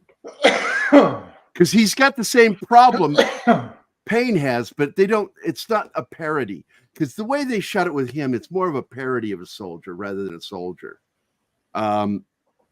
He's so exaggerated in everything he does that it just was ridiculous. And I disliked that because I felt it was kind of disrespectful to grunts. But I knew a lot of fellow vets that liked the movie. So I'm like, okay, maybe you found something out of that, but it bugged me. But I still laughed at a few of the scenes in the film. I just hated his accent. I thought it was a weird way of talking. Didn't feel natural. But Heston's version is just a straightforward romantic comedy. And it's very good. We'll do it on a Monday. How's that sound, Anima? Okay. I guess that means I don't care. It's all right. Yeah, if you want. No, that means I'm okay with it. Jesus. If you have to do it, I guess. Oh, man. All right. Well, that's how it works. You pick the stuff and then I have to watch it. And once or twice I have just noped out because I couldn't do it. But usually it's okay. Now, what's funny is when I looked up the movie just now, you know what pops up? Major Pain. And I will never do that film because I didn't think it was that good of a film. Let me see if I can find it somewhere.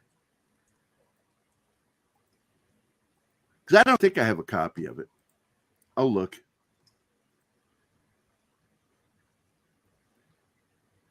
Oh, God, they've got it available on archive.org.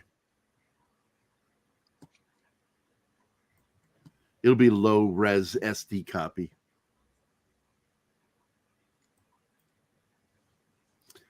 So now we see him heading in. And at this point, he's got his buddy with him now. And I didn't like the way that went because he's been avoiding dealing with him. And the story for me would have been that she, out of fear for him, contacted Tommy Lee Jones' character. And Tommy meets him here, tells him, "You think you're going to do this without me?" Well, That would she's have been- about to call the police and then decides to not do it. We don't know if she called him or not. We They don't know just whatever show. happens to her. Yeah. And it's There's a lot one of of my stuff they don't frustrations show. with the story. Because why put her in the story if you're not going to let her have her arc, her character Yeah. arc? Just have a female there. Come on. I mean, So when he gets out, you can see when he's walking away that he's got his pants, uniform pants tucked into his boots, jump boots. And I was trying to explain to her, and tell me if I was right on this, because this is what I learned in the military, that the reason why they did this shit, John, I saw John's face and I said, John, because you popped up Gary the was camera like, right while I oh was shit, talking. John is here. Don, Yeah. as I recall, what I was told is that they're trying to show that they weren't regular soldiers, that they were wearing their jump boots. And so they were allowed to tuck their pants in to their boots, their dress pants. Is that not the reason? Because that's what I was told in the Army. Yeah. That's what it was. Yep. So I was correct in telling you, Anima. I just wanted to double check. Yeah. I learned something new last night. That's why they use the term straight legs. Straight legs.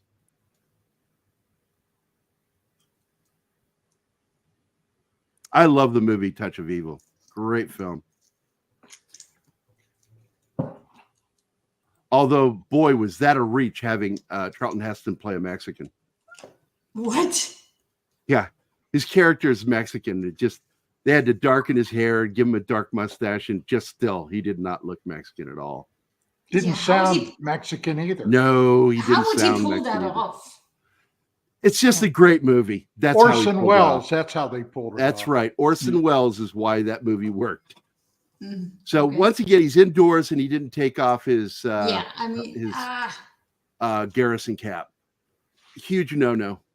Which we always referred to as a cunt cap. Yeah, That's right. I gonna showed bring that up. to Anima and I showed her why. Because when yeah, you you've told me put it that up, before. when you though. put it upside down, open it up and flatten it, it looks just like the labia majora and labia minora of the vagina. And soldiers would joke about that shit all the time with the garrison cap. And it got that nickname. But it led to that hilarious moment at dinner with my siblings, my mom, and all the other children, the nieces and nephews. We're all sitting around the table.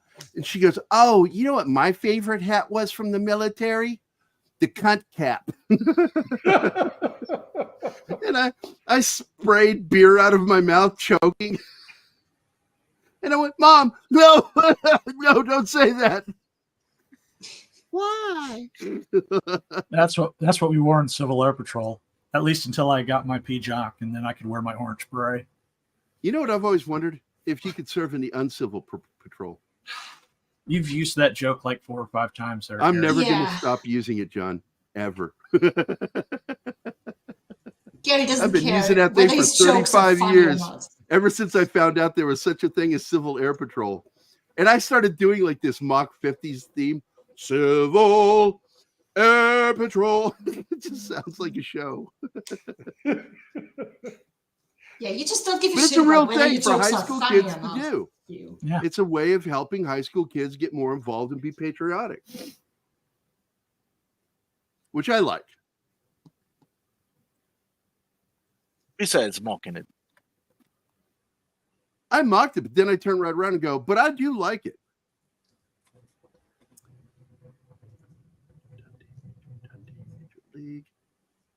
Nothing. Nothing. I can't find a copy of it except for over on archive.org. I'll go to Amazon because I pay for Amazon to see what they've got. Yeah. They're Sorry, all I've been in similar. and out. They're all Okay. similar. They're all similar. I got that far. They're all similar. Thank you. Bunch Oh, of they're- misfit kids, grouchy dude who doesn't want to do this. Then he brings them together. Yeah, he's talking about the movie. Yeah. Yeah. That story has been used a lot. Well, this was done in the old days, so hush up. Let's see. Nope, Okay, not you should- available on Amazon either. You That should is read weird. this.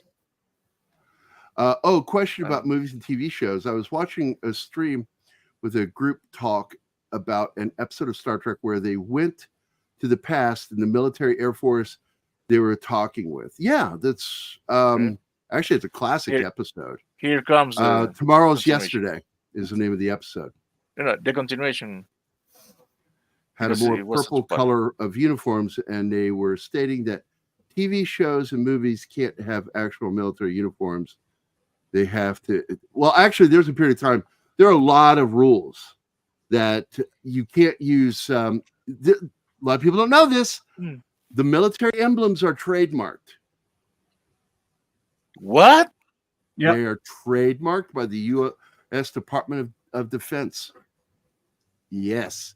You can't use it without permission in a film or on TV. Unless it's in a documentary setting. Then they have no say. But if you're doing a commercial film, you can't show the emblems without their permission. Fact that they had to alter the uniforms. Also, money. There was a period of time you could not legally show actual legal tender because you're not allowed to photograph money. There's actually a law against that. That's weird.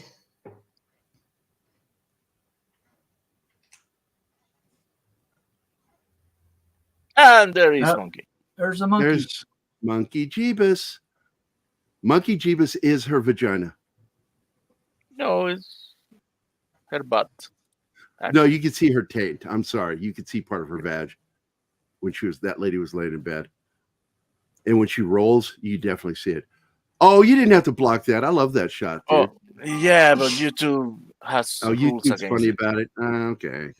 Gary enjoyed that scene so much. At some point, when I said, "I hope you don't forget to cover all this shit up," he was like, "What? Oh, yeah. Oh, we have to cover that up." Well, I was talking about the butts and tits. Monkey butt. Monkey butt, yeah. I love Monkey Jeebus. I'm hoping he gets this situation fixed. What a fucked up situation he's in, man. Yeah. Get past me, naked lady. I'm killing.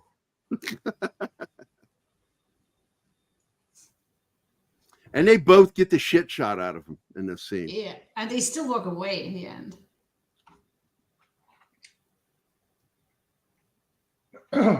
Because at this point, they are done. They're ready to die. Well, So that's he why was he went suicide. there. You know, and I was Yeah. trying to explain to you why he left her, because he didn't want her to have to deal with this. That he was going there knowing he was going to die. He didn't want to die, but he was going there knowing he was going to die. and that they walk away at the end is a miracle.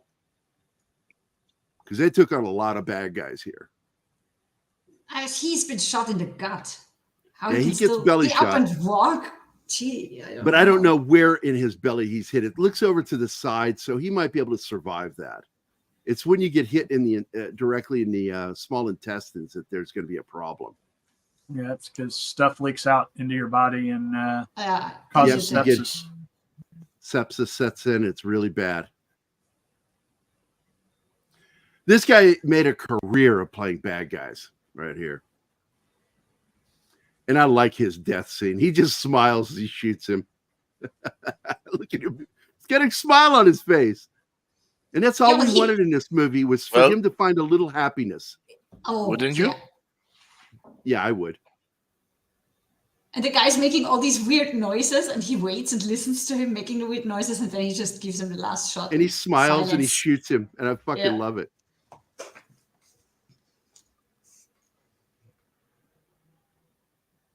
And here they walk And that's off. the movie.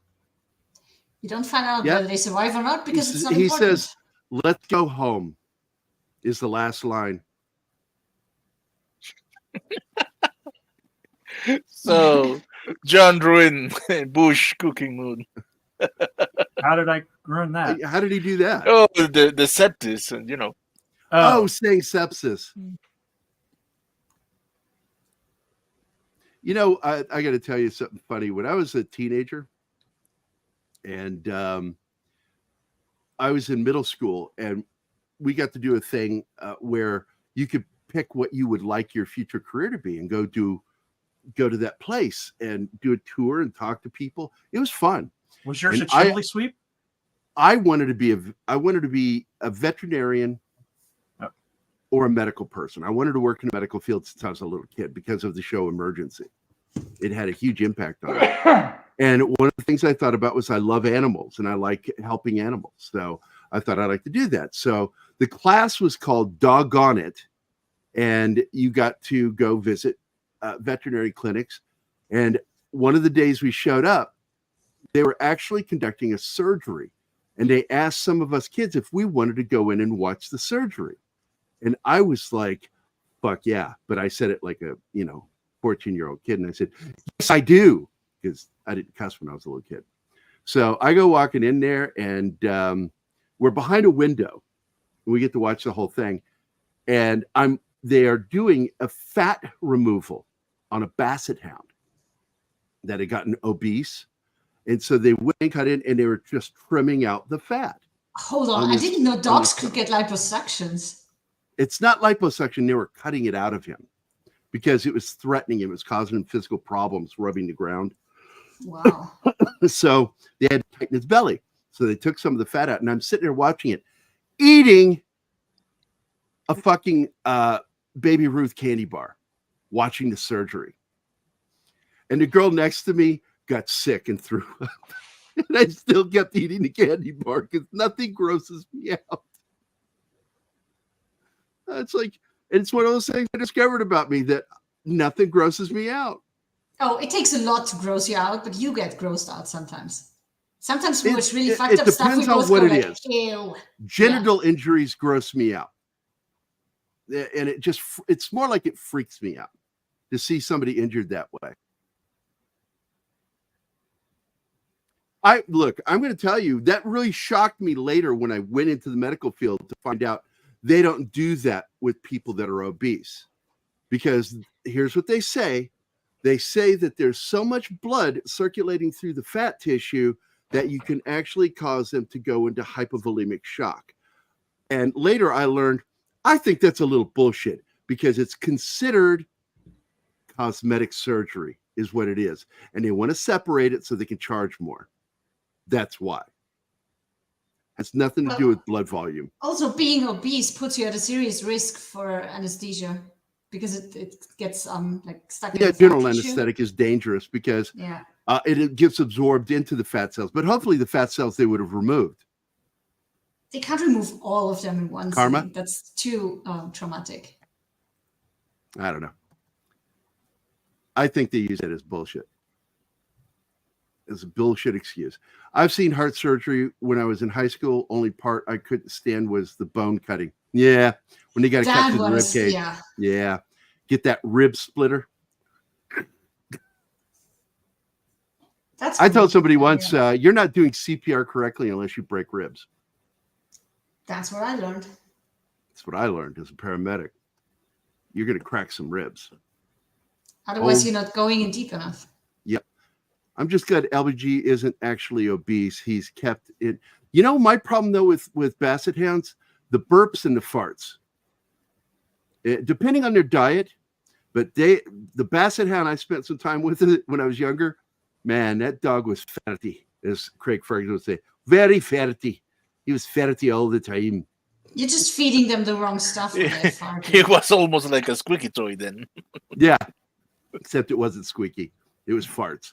Like it sounded like a full-on grown human fart.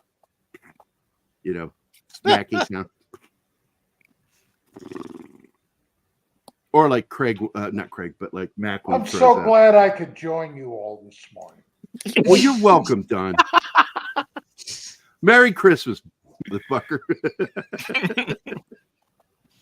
Let's see. Mine doesn't really do that. He also doesn't really howl. Yeah, it's like that's another thing I remember about Basset Hounds is they howled a lot. So yours doesn't do that.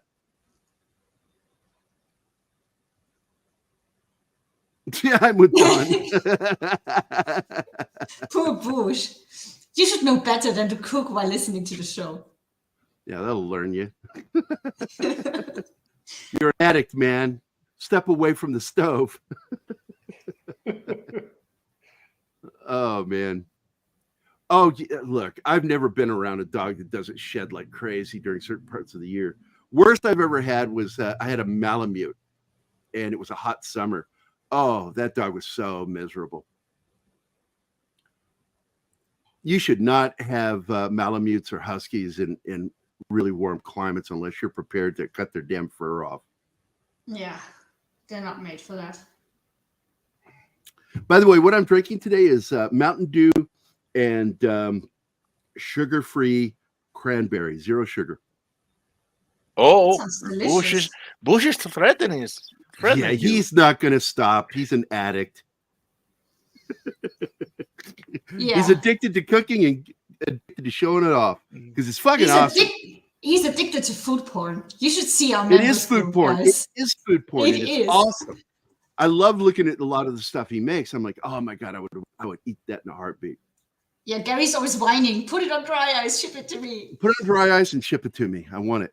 Gary, stop shilling for Mountain Dew. They aren't paying you. Never.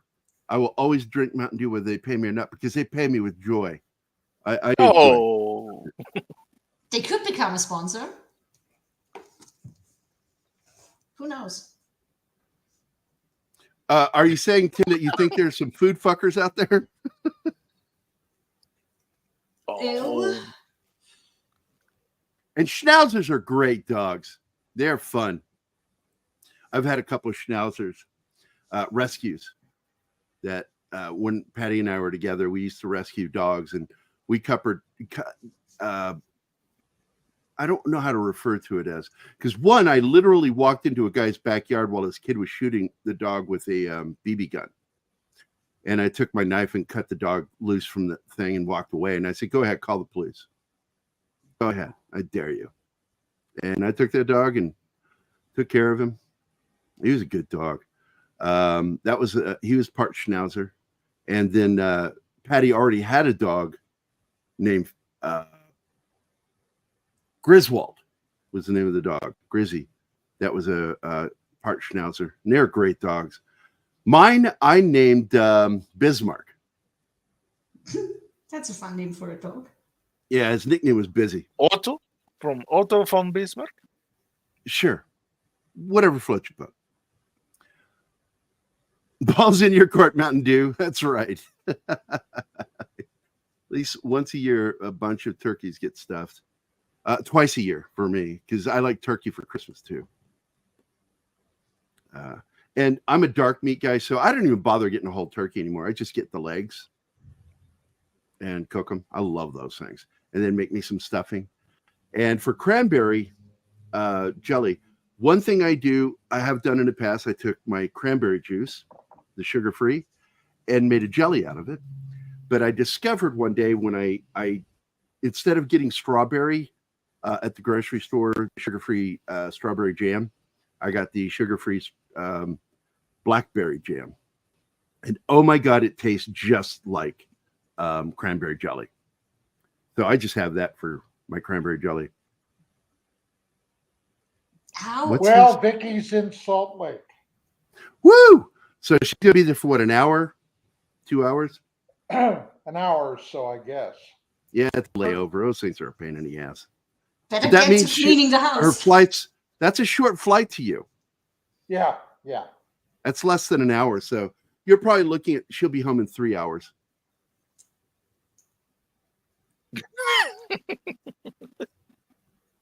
Hey, that's the best thing about going to the Renaissance Fair. Yeah, but that's not turkey. That's pork. Oh, nice. No, They put no. pork on the turkey legs. I found that out, and I'm like, oh my God, this is even better. Like, turkey should be made of pork. That sounds so weird. Love that, because I always did that whenever I went to Ren fairs, man. I would get that big ass turkey leg, and then found out later they put turkey the pork on it, and I'm like, get the fuck out of here. The stuff I had was actual turkey, so. Well, either way it Instead of goes, porky still, it's pig. good. It's good. Instead of porky pig, you want turkey pig. Turkey Nice. pig. Uppity. That's all, folks. No, we still got a few minutes. Turkey wrapped in bacon. I'll tell you one of my favorite things to make, because I used to go hunting a lot. Okay. And from being a child, I loved hunting pheasant and quail. And quail in particular, wrapped in bacon. Pheasant too, but quail wrapped in bacon is delicious. And you cook it, and then you put it on the stovetop to get the golden brown on it, and then you put cream of mushroom soup on it. And then cover it, and then you serve it, and it's amazing. I used to love pheasant, but I hated it when I chew into birdshot. Oh God. 22s. That annoys me when people use shot to kill small animals. Like Charlie It's Bruce, on the Adam knows wing. Charlie. He's one of my best friends. Okay. It's on the wing. And I hunted got them invited in- over to his mother's house the for field. squirrel stew. And I kept spitting out buckshot. And I looked at the mother and I said, "Who shoots squirrel with buckshot? Seriously." And she just laughed. We used to Every hunt squirrel I ever with shot, I 410. shot with a 22. We always hunt it with 410. My goal was to always hit it in the head. Catch them when they pause and look, and right then nail them in the head. And none of the meat's ruined. And that's the thing I learned too, is that if an animal suffers after you've shot it, if you don't do a kill shot, it ruins the meat. And so we had duck 2 Christmases ago. And I walked into the garage, and they're trying to cut the head off of this duck. Deanna and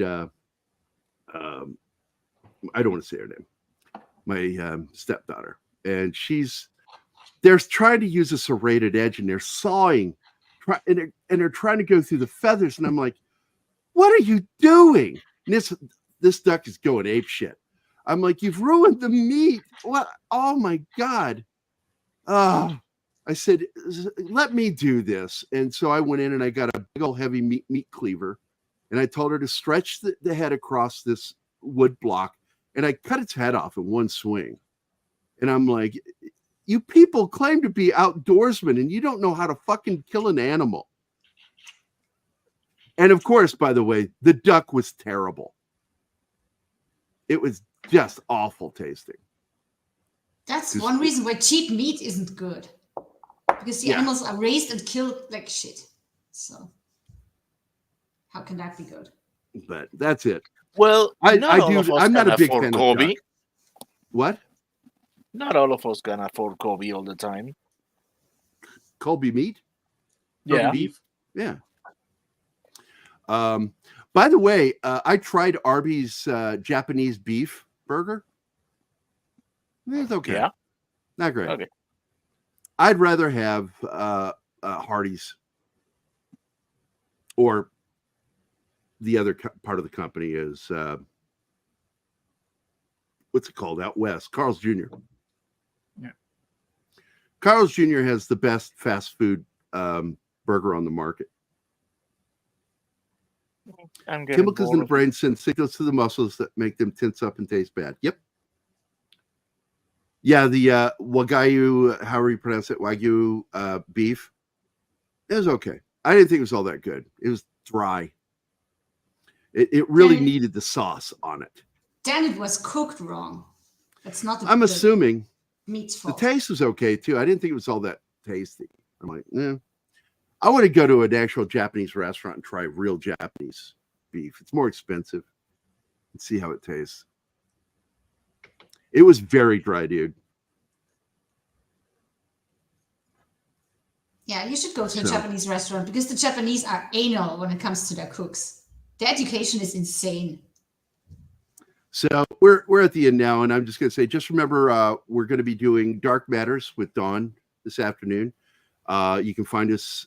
I put the links in over at Pop Culture Minefield group, and I'm trying to share it more and more on Twitter, just to let people know that they can come over and watch us on either Rumble or on Facebook. And I do try to watch the chat for the show to see what's going on. So we're going to be doing that at 6 o'clock Central Time here. That's what, 3 o'clock? 4. 4 o'clock your time. Minus in 2, Cali. Gary. And that'll be tonight. And then right after that, I'm leaving Nat to be a guest over on Clobby, Clobbery, as I call him. I'm going to be a guest on his show tonight. And it's going to be fun. We're going to be talking about Vindicated Inc., the significance and importance of the story to American veterans and especially disabled veterans. I'm talking to people now. I'm trying to find one, maybe 2 charities to work with once we publish. And I don't know. I considered ACVAL, but I don't think they've done a very good job of promoting their DAV. organization.